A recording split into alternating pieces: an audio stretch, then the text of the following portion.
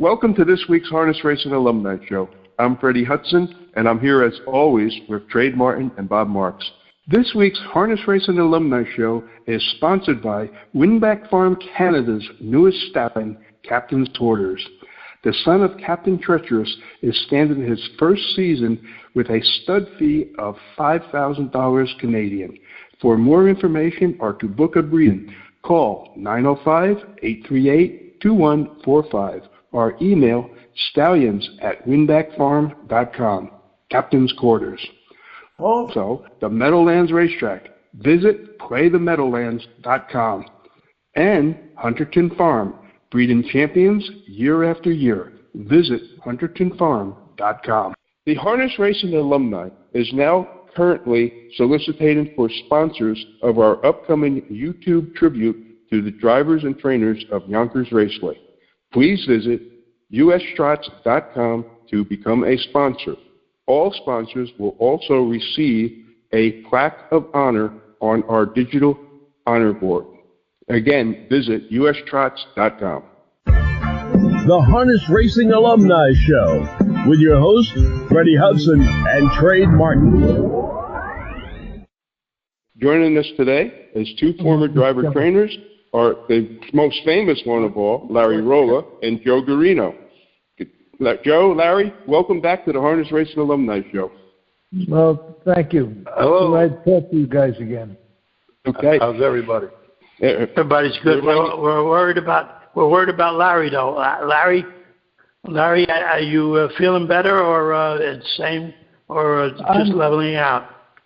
I'm a whole lot better. I learned a lot of what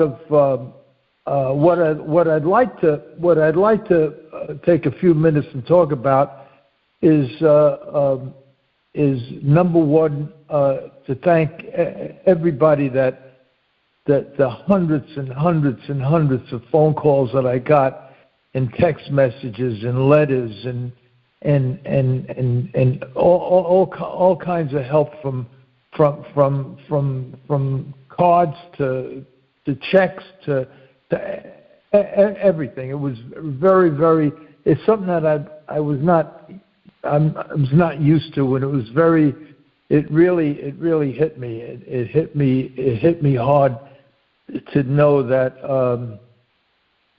so many people cared. Yeah, yep. It was something. The other thing I'd like to mention is what I went through, not for any other reason except to give a little information that somebody that look, 1 out of 3 people have cancer, are going to get cancer, and there's a lot of things that I did since January of last year that had I went a different direction, or things would have been a whole lot different. And these mistakes that I made, not mistakes, they weren't mistakes because I didn't know. And I'd just like to mention a couple of them, and I'll do it right now, and this way we'll get this out of the way. When I think it was January or December of 24, I was getting terrible pains in my stomach, and I let it go for weeks and weeks and weeks, and the pains got worse and worse, and finally I went to the doctor, and the doctor told me, you got to they called an ambulance for me. They rushed me right to the hospital, and the bottom line was they had to remove instantly. It was ready to explode. I think 19 or 20 inches of my large colon. It was ready to explode. It was all cancer. And so the information I wanted to give to everybody was that when I woke up from the operation, it was about 7-8 hours. The doctor the surgeon showed me what he took out, and he said, and this is the point of the whole story. He said to me, he says, this didn't grow overnight. He says, had you gone for your colonoscopies every 5 years like you're supposed to, none of this would have happened. They would have spotted three or four little polyps, precancerous polyps, and it all would have been taken them out. Yeah, and I told the doctor in the hospital, the surgeon right there, I says, well, I always went every 5 years. It was the doctor that told me when I was 75, there's no reason to come anymore. Once you're 75, there's no reason to come anymore. And the doctor said, he says, I know, but we readjusted that. Now you have to go every 5 years. So so the number one lesson is just go get your colonoscopy. It's a pain in the neck. It's 1 day of nonsense that you have to put up with, but it's a life-saving thing. And it's funny because they told me I didn't have to go after 75, and that's when all of this stuff happened. So what could have been taken out is little polyps. Now it just basically it's going to wind up ending my life because I didn't do what was said.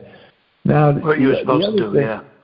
The other thing I want to mention is I'm going to tell you a little story what happened to me, and then I'm going to tell you the moral of the story, which is another lesson. When I was in the hospital, I was getting terrible pains, and they took a couple of CAT scans and they took a couple of MRIs, and the surgeon and his assistant and the doctor and the head of the cancer department at Hackensack Hospital, they all looked at it and they said that because the pain was every day it was getting worse and worse and worse, to the point where they had to put me on pills. They had to put me on intravenous stuff that I couldn't take if I was not in the hospital, and that's how bad it was. So they took a bunch of X-rays, and two of the surgeons says, we think it's this tumor. There was a cancerous tumor. They found 3 tumors, one in my lungs, one in my stomach, I think it was, and one in my pelvis. And they said this one tumor here by the pelvis looks like it's resting and hitting these nerves that come out of your spine or whatever. I'm not saying it right, but you get the idea. I understand. Yeah. And the cancer doctor says, I don't think that's the case. So why don't you, before we start treating your cancer, why don't you go take care of your pain because it's really bad, and we can't send you home because what we're giving you intravenous, we can't give it to you home, and you'll still be in a lot of pain. So what I did was, with the help of all my friends and the encouragement of all my friends and the financial help of all of my friends, and I can't name them, I won't name them, but I tell you, they're unbelievable friends, unbelievable people that I never, ever thought that the help that I got, not only financial help, but encouragement and phone calls, not nonstop. It was unbelievable. So anyway, so now what happened was I traveled out of the country. I traveled wherever I had to go to try to get rid of this pain, because they have alternative treatments in different countries around the world, and because of the financial help that I got, I was able to go visit all of these places. But unfortunately, none of them could control the pain, and nobody. They just says that I must have had 4 or 5 epidurals. I had 2 or 3, and I think they call it implantations or something like that. I forget what they call it, where they actually burn the nerves and kill the nerves, but they always got the wrong ones. And it was so from February of last year until about a month ago, I had the most the pain was unbelievable. It was like somebody drilling your tooth and hitting a nerve and just keep drilling 24 hours a day. And that's exactly what it was. And they basically turned me into a drug addict. And the only way I could leave the hospital was to take I forget the name of the medicine. It wasn't Oxycontin. It was Dilaudid. Yeah, Dilaudid. That's 10 times stronger than Oxycontin. And I was taking triple doses every 3 hours. And that was the only way I was able to get home. But then I had another problem, that because of the laws in the state, they don't give you, they only give you 30 days worth, and they only allow you to take it every 6 hours. So when I ran out, I was going crazy. I was looking for street drugs.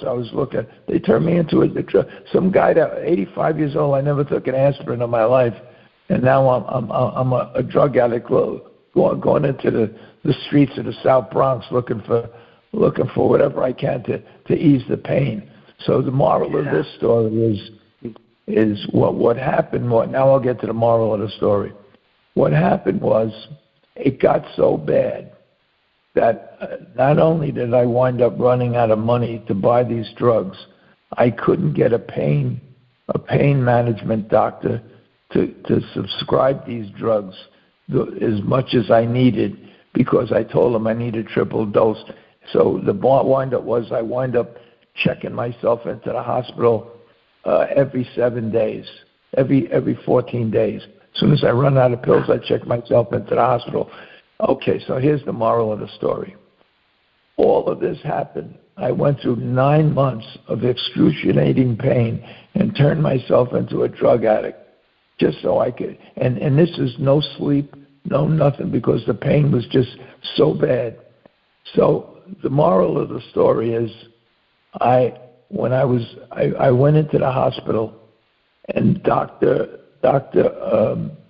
I forgot his name, the surgeon, what a great guy. He come into the bed one day. He come to see me. And I says, Doc, I can't go on. I just can't go on anymore. I says, please put me in the right direction, send me to hospice, do whatever you can do. The pain, I'm not talking about the cancer, but I'm talking about the pain. It's the pain, yeah. The pain is just so. Right. He says to me, why don't we try to do what I suggested last year? Let's use radiation to shrink the tumor and see if that works. And here's the moral of the story.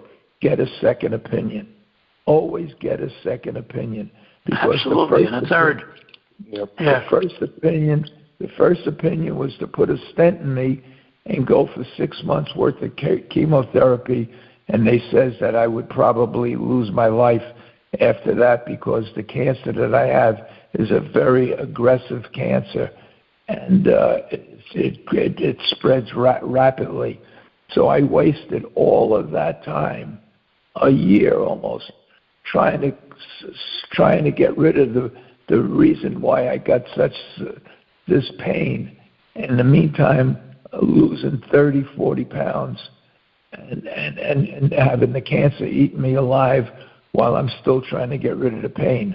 But when I went to the doctor and he told me at the hospital, he says, look, let's just try the radiation, because in my opinion, I still believe that the tumor that's on your spine is hitting the nerves.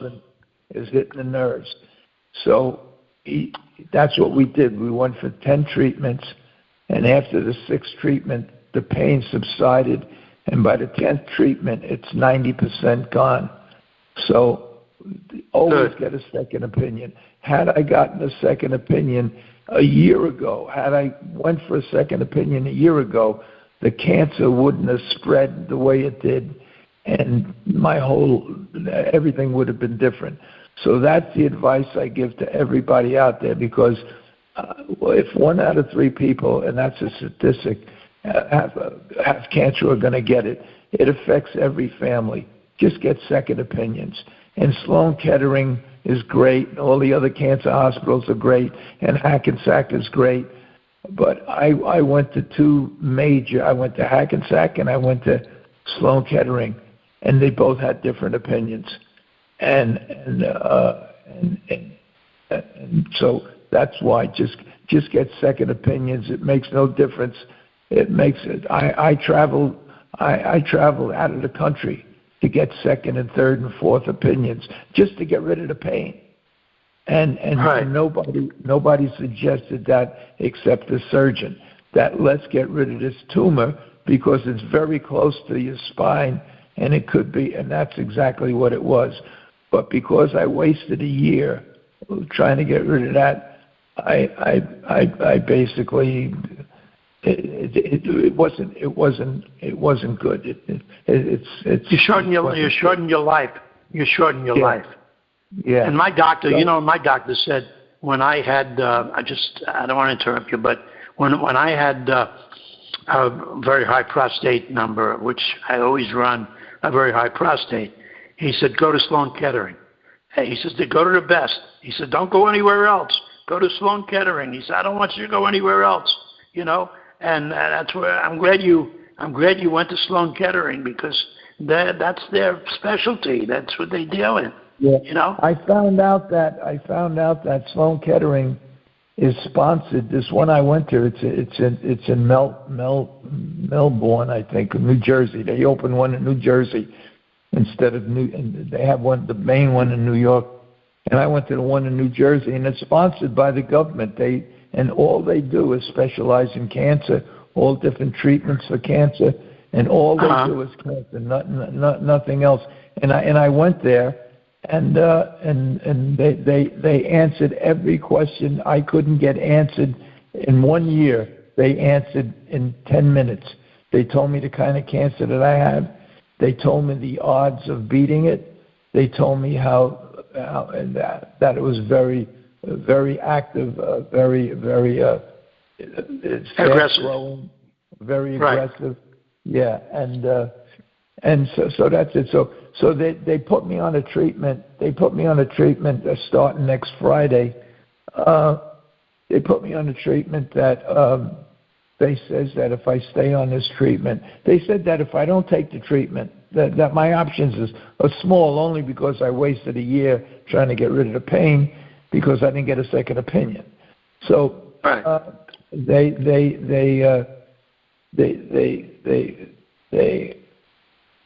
God, I'm losing my mind too. They were putting you on a treatment.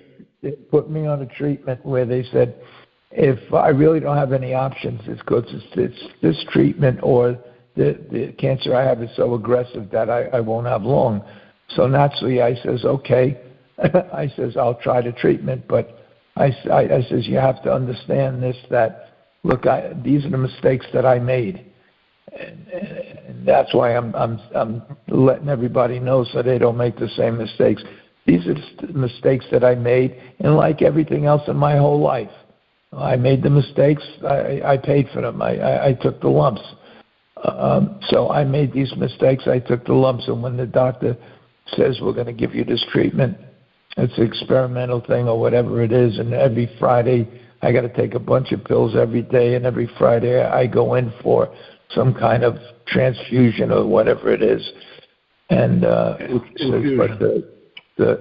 infusion, yeah. And they says that, but I told them straight out. I says, listen, I says, what's more important to me is the quality of life. I have no desire to live another year or 2 years or 6 months. If I have to live in pain, I says, I won't do that. So I will start your series. And if I can handle the side effects, because the side effects are brutal. Oh, so it is like a chemotherapy kind of a thing. It's the infusion is a basic, yeah. It's one notch below chemo. In fact, they said if we do if we do this procedure with chemo, you can add another year to your life. And they says, but you'll never be able to handle it. The side effects are too bad. Now, I know of the side effects because they turned me into a drug addict for the pain. And the side effects, the more pain you take, the more constipated you get. And believe me when I tell you, constipation can just be just as painful as anything that you can get. Yeah. So it's brutal. The side effects are brutal. So I told them, I says, I'm going Friday. They're going to give me my pills and my medicine. And if I can handle the side effects, only because, it's my screw-ups. I didn't go for second opinions. So that's on me. And like I said before, all the screw-ups I did in my life, I paid the price. I took the lumps, and I did it. It was my decision. So I just want anybody else that's out there, just go for your colonoscopy and just go get it, because it's a terrible, terrible, terrible disease. It's really bad. So anyway, that's it. And I told him, I says, look, if I can handle the side effects, that'd be great. And naturally, it's for the rest of my life.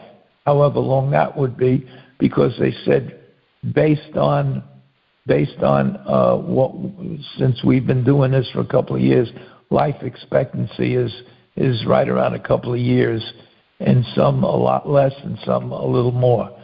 So I says, okay, fine. But if I can't handle the side effects, the quality of life at this point in my life, I'm 86. At this point in my life, I'm fine. I did everything I ever wanted to do. I had a lot of fun, and now I lay back here in this chair, and I can't believe all the friends and all the people that helped me. And I'll tell you who started it all. The guy that's on the phone here, Joe Guarino. He's the one that said it. He's the one that said, we're gonna try to help you out. And I says, no, Joe, I put myself in this spot. Let me do it. But he did it anyway. And the response that I get on the telephone, through text messages, through cards, I got checks in the mail, and I'm not talking about a check for $20. I'm talking about heavyweight checks. So there's not even any words. I mean, if I say thank you, it's like, thank you. It's like you just bought me a cup of coffee. Thank you. There's no words for me to say how much it all meant to me. And I'm not sure. I want to do my own podcast again, just to get this word out again, and to thank all of them people that helped me through probably the toughest time in my life. So anyway, that's it. So a lot of people, Laryy, have been asking me about doing another podcast. I think that the best thing for you is to move on with your life and continue doing what you were doing. I would do the podcast again, and absolutely. I think the more you keep yourself occupied and keep your lifestyle basically the same as it was, to whatever extent you could do that, do it. Well, you see, Joe, here's the thing. I have another friend of mine that's sitting right next to me right now, and he's begging me to do it. But here's the thing, Joe, and I'm not being stupid or smart. I'm sincere when I say this.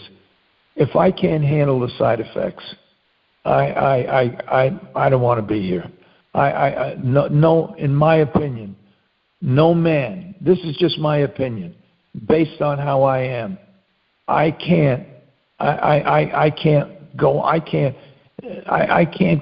Yesterday I had to go buy a bag of salt, and I had to ask a guy to lift it out of the cart for me and put it in my trunk. I can't do that. I can't do that. And not only that, but the dues, they're tough. I mean, you don't sleep, nausea, 24 hours a day, on and on and on and on. Now, a lot of that stopped since the tumor, in the last in the last 3-4 weeks, a lot of that stopped, and it's like I'm living in heaven. Now, if I could go the rest of my life just the way I am right now, fine. But come Friday, I start a new regimen of stuff that they tell me is going to be is going to have some side effects to it. Now, if I can handle the side effects, great. I'll do the podcast. I don't want to do one podcast and then I can't handle the side effects and Listen, so you know no what commitments, I'm saying. Laryy. Just play it by ear. Do one, and that's it. To be continued. Whatever happens next week, happens next week. If you don't want to do it, you don't have to. All right. Depends now, on how you feel. I was happy that Freddie asked me to come on today because I wanted to thank everybody, and I wanted to give everybody the information and what I went through. This way they don't make the same mistakes I made. Just get second opinions, and in some cases, third opinions. Don't be afraid of alternative therapies. Listen to everybody, and go to Sloan Kettering. And go to Sloan Kettering, and don't fool around with anybody else. That's what my doctor said. Go to Sloan Kettering. I'm telling you. He said, don't go anywhere else. So now that's enough about me. Now, what do you want to talk about? Well, one thing I want to get in here, I want to really thank Joe for stepping in to help you out. Because, he basically took charge of that. And, Joe, I know you put, a list together of different people to call. Were most of them from the racing industry? Yes. Yeah, everybody I called was people that knew Laryy, that either on a podcast or I just knew of them being friends to him because of all the podcasts I did with them. Right. A lot of names were mentioned.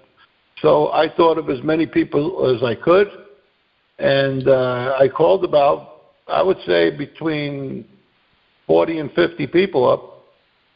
And, most of them responded.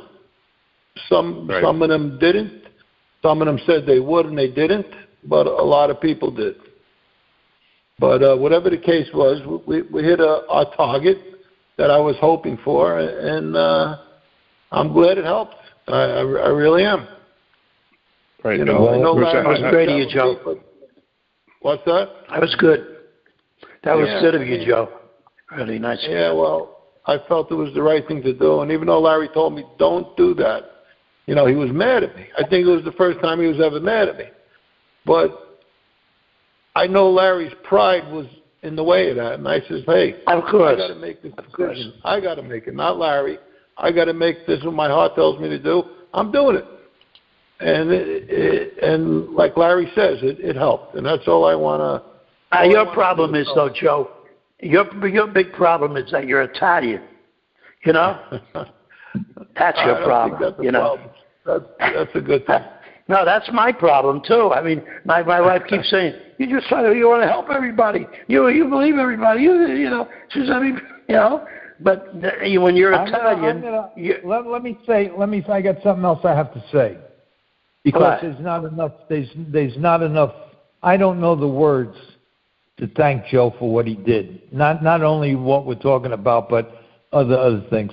One of the things he did do, I was out of the country seeking alternative medicines, just seeking everything because I need answers. Because up until I asked for a second opinion, it was just based on one opinion that I would have to live on painkillers and drugs the rest of my life and take chemotherapy. And I wasn't happy with that. So I traveled the world. I traveled out of the country.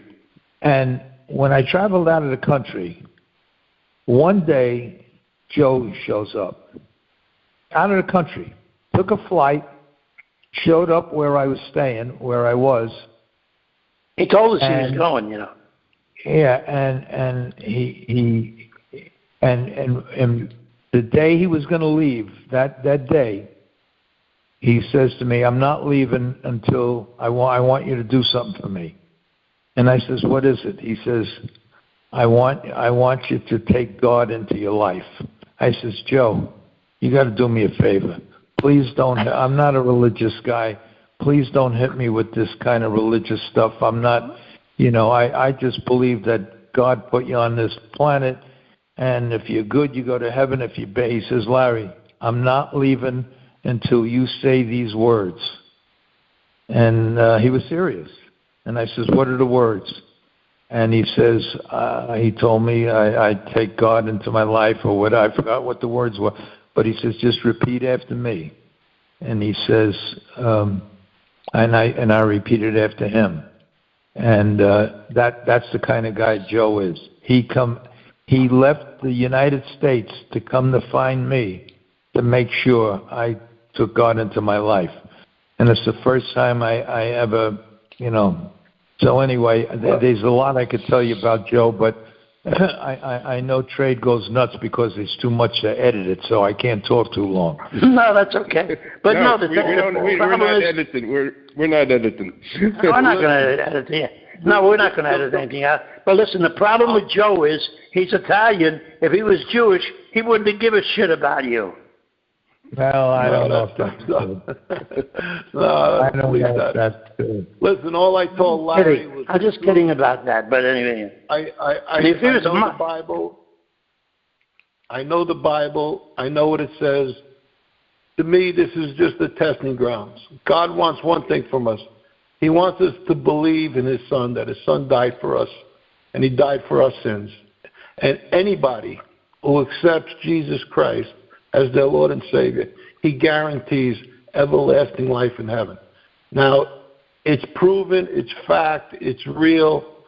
There's been thousands of atheists that try to prove the Bible wrong, and they cannot.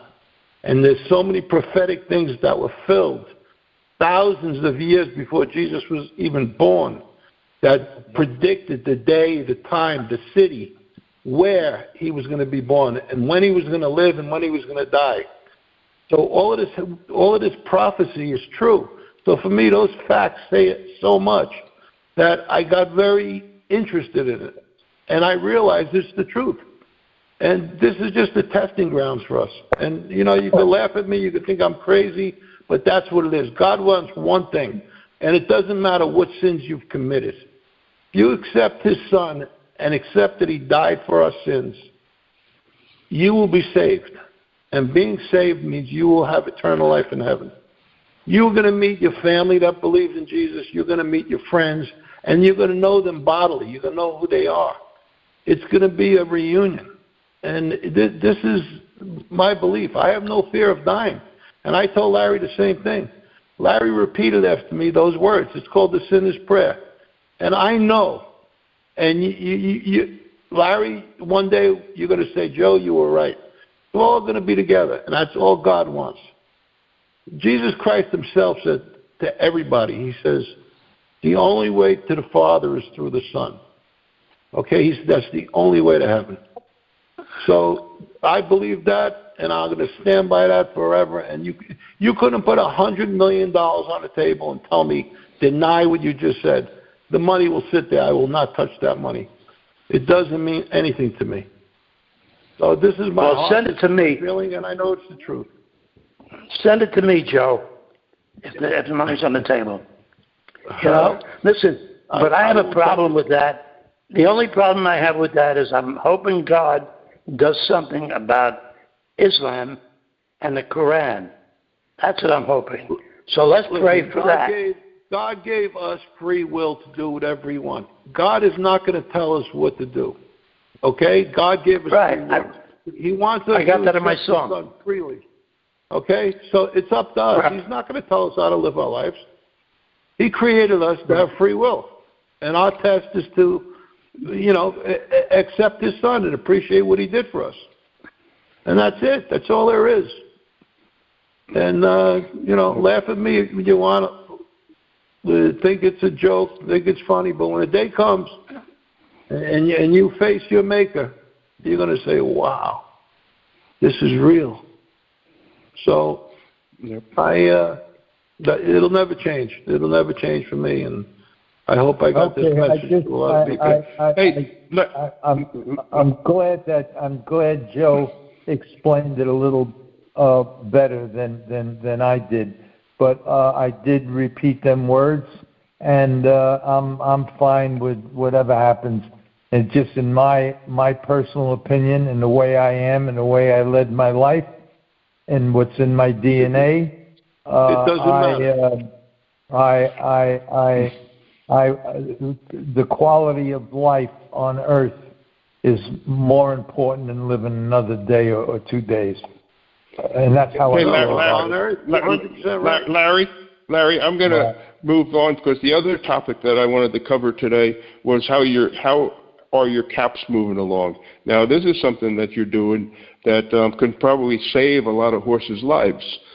So, what is the progress on the caps currently? Well, I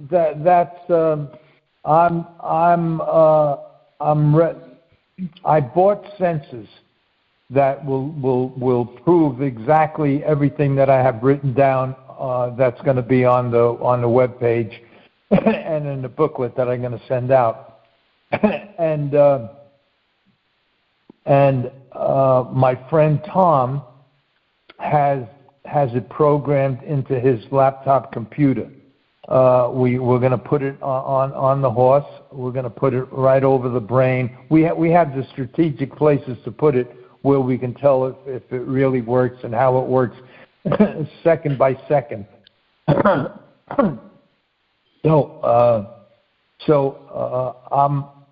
have right now. I'm ready to go. I have to wait for Tom, who I need, because he's going to not only film it, but these sensors that were going to be placed on the horse's head,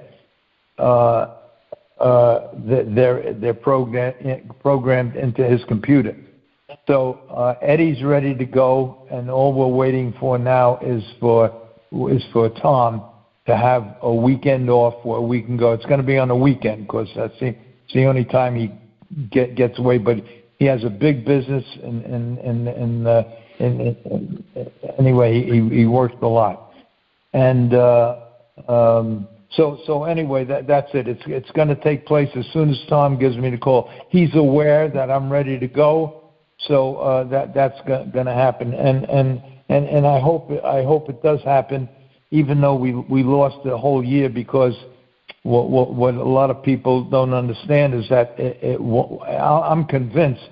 I know it's going to work, but now to get everything in place, the machinery that we need for the gel and this and that, it takes 2-3 months to order. So, but it really don't make a difference. But because it works, and so anyway, we're back on track. Naturally, if this didn't happen to me, if I would have got a second opinion, this thing would have been on the market already, and maybe even, you know what I was trying to find out, because Joe mentioned it last time I spoke to him.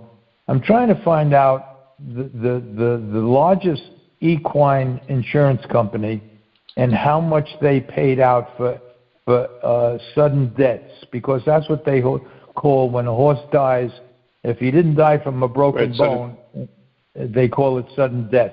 It could be from AFib, it could be from heart attack, it could be heart attack, anything else.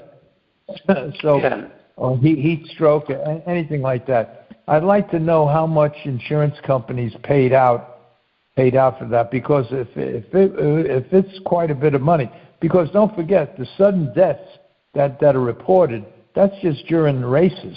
And more horses die of sudden death in the mornings when the humidity is highest, and that's the killer. The humidity, high temperature and high humidity, that's the killers.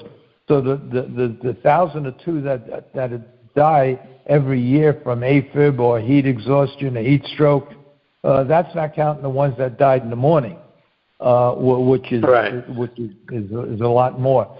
So this thing, if I can find that information out, the insurance companies are going to basically say to all of these guys, these trainers that train 200-300 horses, and they're all $100, $200 million horses, $100,000 horses. We're not going to insure you unless you use this cap. So right, there's a lot of that's things what I had said. Yeah, there's a lot of things if it's insure horses for that kind of money, it would probably be like Lloyd's of London or something like that. Yeah, you're talking Lloyd's is the underwriter on most of the insurance companies. Right. So you should be able to Google that, though. You can Google that, and you could find that information. That's what I told Laryy. If the insurance companies make it mandatory that to get a policy, you have to wear that hood, well, then that's the step to a home run. I mean, that'll be amazing. Yeah, it'd be like mandatory seatbelts in cars. Exactly. And that's what I told Laryy to look into. But they're going to jump on that right away. They're going to jump on that because it benefits them. It benefits them so much. All right. So we just got to get. I just got to get Tom to. I can't control his schedule. He has a company that he has many companies, but one of the companies he has is he inspects all the jet planes for structural damage. He has all that equipment, and that's what he does. So whenever somebody calls him a Teterboro or something for these private jets, he has to go, whether it be a weekend or not. So his schedule is, it's hard to predict because if somebody wants to take it, you never know. So, all right. So anyway, but I'm on it. I'm ready to go. There's only one thing I wish. If I had one wish right now, I would wish that Joe Guarino lived next door to me. Oh. You don't want me as a neighbor. But Joe is doing more of God's work. He's taking care of his 90-year-old father, who's going through a tough time. So he needs to be where he is right now. Well, so anyway, that's it. So I have. If you have anything you want to ask me. That's it.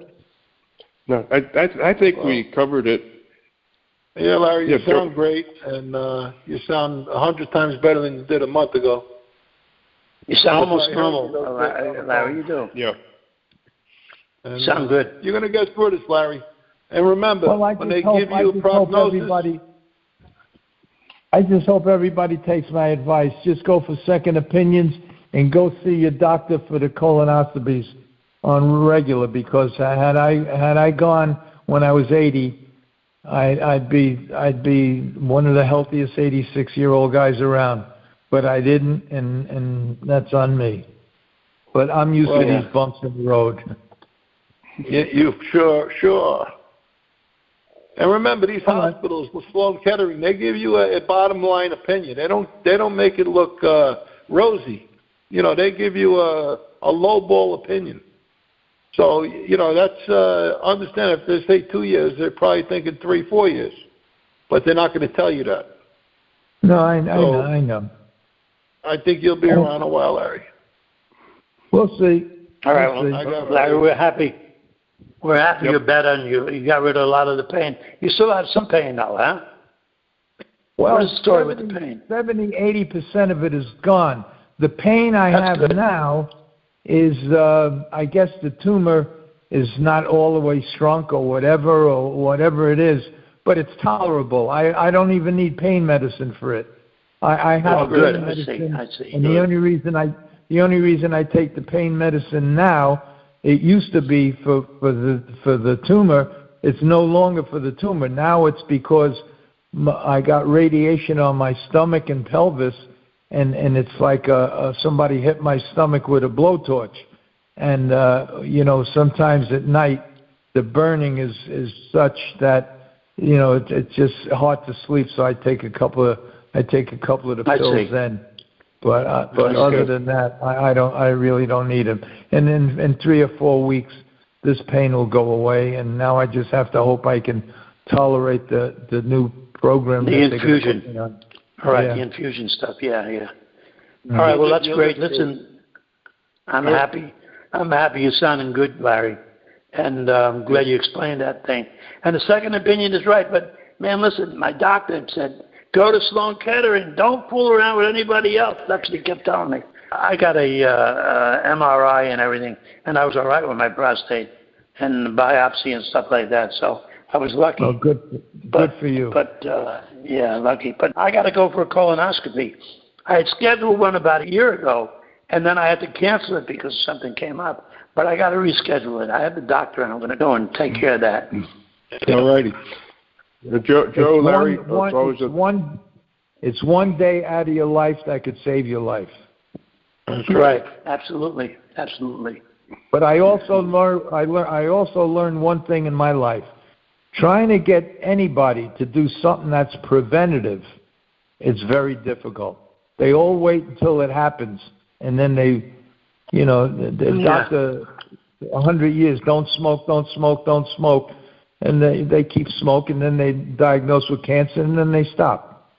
It's very hard to get somebody to... When it's too late. Yeah. Yeah. Well, listen. Thinks it's going to happen to them. Everybody thinks they're invincible. Yeah. That's true. Yep. Joe, Larry, thank you for joining us. Yes, good show. We appreciate it. This week's Harness Racing Alumni Show is sponsored by Winbak Farm Canada's newest staffing, Captain's Quarters. The son of Captain Treacherous is standing his first season with a stud fee of $5,000 Canadian.